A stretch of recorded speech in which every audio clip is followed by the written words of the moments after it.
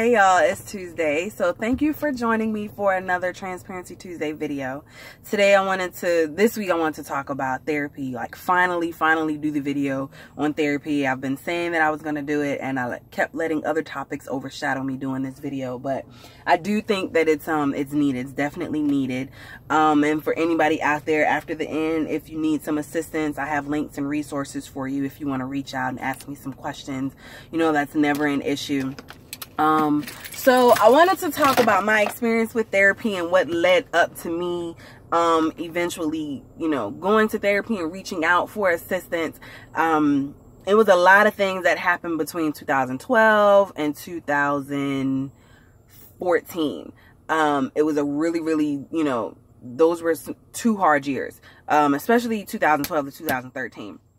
And so I used to work for the VA. I started working for them in 2012, and I stopped working for them. I moved back to South Carolina and got rehired by the VA. Started doing teaching and doing different things as a contractor for them. And then I moved back to Florida. So within 18 months, I had moved, done 2 job transitions, still parenting, still in class, still failing class. As y'all know, I was not doing very good at all. Still on academic probation. I think in 2013 I was suspended, and then I had like to wait a year, and then I didn't want to wait, and then I tried to go to another college. Like, it was a lot of shit going on in those 2 years. So I started to feel overwhelmed, like overwhelmed to the point where writing in my journal wasn't helping, listening to music wasn't helping. I don't think I was heavy into the gym in 2013. I was a lot smaller than I was now due to stress and everything. Stress and then happy. I was like in a good place, so I was healthy, and then I automatically went to the other extreme and was like stressed. So I was still, it was just, yeah, it was a battle. So I reached out. You know, I had been working for the VA since 2012. I was at the VA hospital. You know, I realized that there were resources, so I reached out. And because of where I had deployed at, they automatically sent me to clinical psych. And clinical psych is, it doesn't work for me.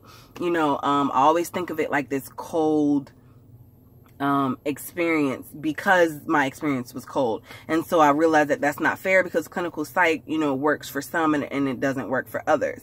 At the time, I was not interested in medication, so I felt as though the licensed social worker who I was, you know, assigned to, she kept trying to like shove meds down my throat, and she wasn't listening. I went to clinical psych. I had to take this test, this 200 question exam, and by the time I reached like question 75, I was pissed off anyway, because to me the test was like a waste of my time. And I had been educating myself on helping people in mental health, and I hadn't really been full-blown like a mental health advocate, so I wasn't completely understanding of what this evaluation, you know, was doing, because of course I was on the opposite end. But I got placed with this young Caucasian woman, and it wasn't a good fit. It was not a good fit. I felt very tense the whole time. It didn't help that I had this preconceived notion that she didn't know shit about life because she wasn't prior military. She was younger than me. You know, I just went in like, you spent 6 years in school and now you're supposed to help me. Like, you know, what is this? You have no life experience. Go out and struggle and come back and talk to me. So I was just, you know, I was being a hard ass. But I also felt like it wasn't a good fit. So after about 15 minutes, I was like, you know, this is not going to work. It's okay. Thank you. And I left. And it had been months, you know, after that went by, and I decided that, it's not for me. Counseling, therapy, whatever people want to call it, it's not for me. And of course, I'm already battling this internal, well, black folks, you know, in our community, we don't go to therapy, we go to church, and I wasn't going to church. I stopped going to church. We put it on the altar. Well, I don't have the altar, you know, whatever. And I'm tired of venting to my 2 friends about the same damn thing over and over. So I just held it inside and I internalized it. And then of course that made my migraines get worse. And we've already discussed, you know, mental and emotional issues that can manifest themselves into physical problems. So I decided to reach out, you know, basically like a Google search, how to talk to somebody professionally. And then I, you know, in working with the VA the second time, I caught wind of the vet center. And the vet center was not like clinical. It was more like group therapy, music therapy. You know, if you've been deployed, your family can come receive counseling with you, marriage and family counseling. I could take my daughter if I wanted to. And it was just a different feel. It was a different vibe. It was calm. It was very calm. And so I called, I think it was on a Tuesday, and I was like, hey, I remember the first day I started was a Thursday, but I might have called on Tuesday or Wednesday. And when I called, the guy picked up the phone, and I was like, hey, I'm feeling overwhelmed and I need to see someone. You know, my music's not helping. Taking a drive isn't helping. Writing isn't helping. I'm tired of venting to people. You know, I feel heavy, and it's not working for me. And so he's like, all right, cool. I'll see you Thursday. Is that okay? I was like, Thursday is fine. And Thursday was fine because I had a date and a time and a place.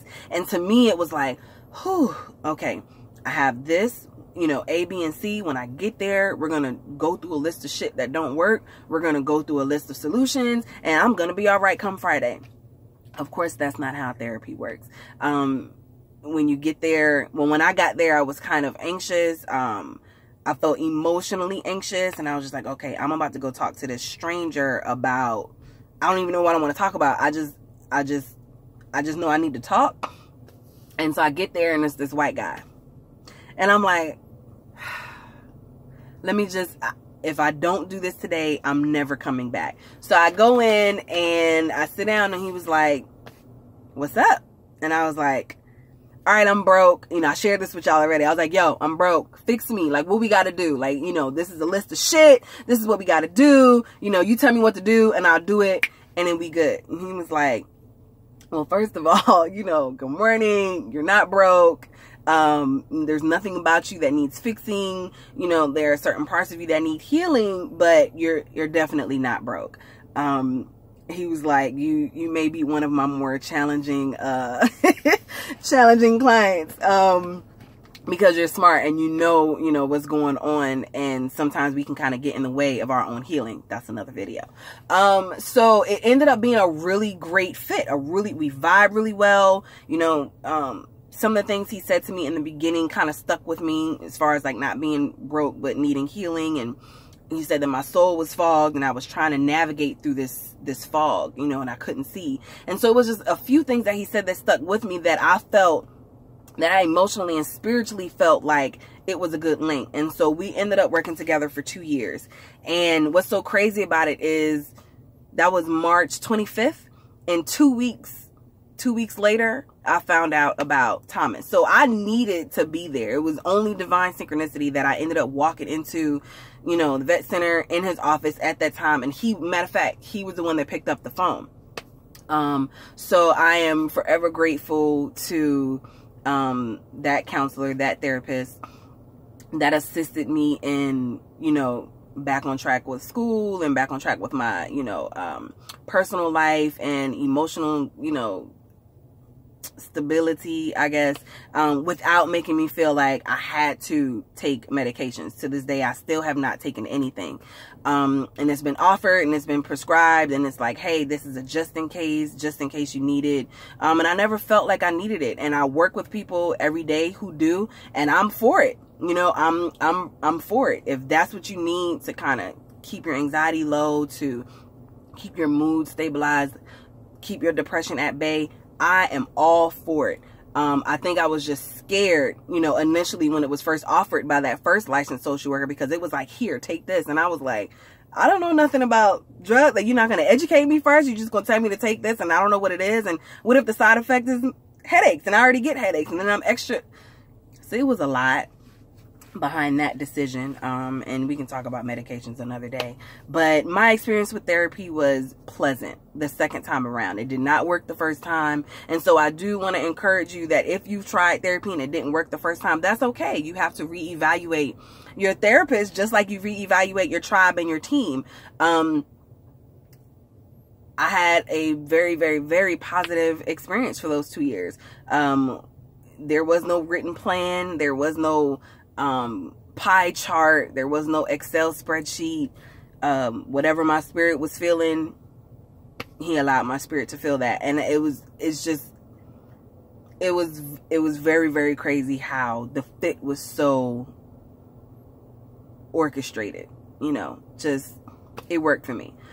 So, I think that's all I wanted to talk about. This is one of the longer videos that I did, so I apologize for being long-winded. But I really wanted you to understand how I felt. You know, it can be overwhelming. It can be exhausting. It can be scary when you decide to reach out for help from this, you know, stranger that you're going to either get your insurance to pay or you're going to pay for, and potentially unleash like some really, really personal things that you want to work through. But it is good to reach out and get that help. And I don't want you to feel discouraged if it didn't work the first time or the second time. Again, reach out to me if you need some resources. I'll drop some links in the comments below, so you guys can try to locate a therapist or a counselor, and inbox me if you need help searching like others have before. That was pretty much it. So thank you for joining me for this week's Transparency Tuesday video, and that was it. So I'm gonna stop talking now. Until next time.